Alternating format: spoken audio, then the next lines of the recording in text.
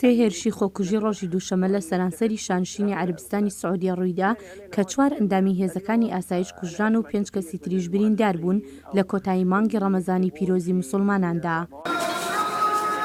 یەکێک لە تەقینەوەکان لە نزیک یەکێک لە پیرۆزترین شوێنی موسڵمانان ڕوویدا کە ئەویش ئەو مزگەوتەیە کە پێغەمبەر محەممەدی تێدا بە خاک سپێردراوە. ئەو تەقینەوەیە لە خاڵێکی پشکنینی دەرەوەی مزگەوتەکە ڕوویدا. وەزارەتی ناوخۆی سعودیە ڕادەگەیەنێت هێرشبەرەکە لە کاتێکدا خۆی تەقاندەوە کە لەلایەن هێزەکانی ئاسایشەوە ڕێگای لێگیرا بوو بچێتە ناو مزگەوتەکەوە.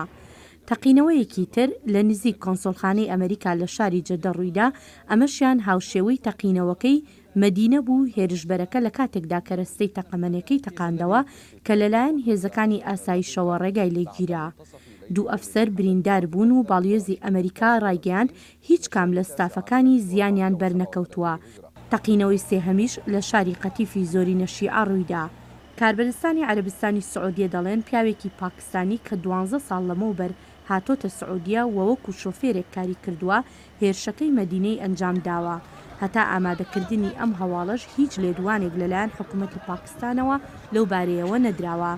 جیهانی موسڵمانان بە تێکڕای دەنگ تەقینەوەکانی سعودیەیان مەحکوم کرد، بە تایبەتی تەقینەوەی شوێنە پیرۆزەکانی موسڵمانان.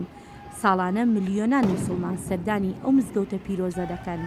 هەتا ئامادەکردنی ئەم هەواڵەش هیچ کەس و لایەنێک بەرپرسیارەتی هیچ کام لە هێرشەکانی عەربستانی سعودیەی نەگرتۆتە ئەستۆ.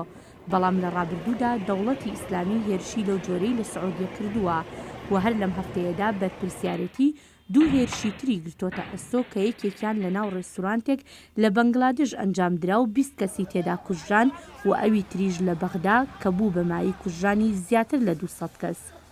هێرۆ زەنگەنە، دەنگی ئەمریکا.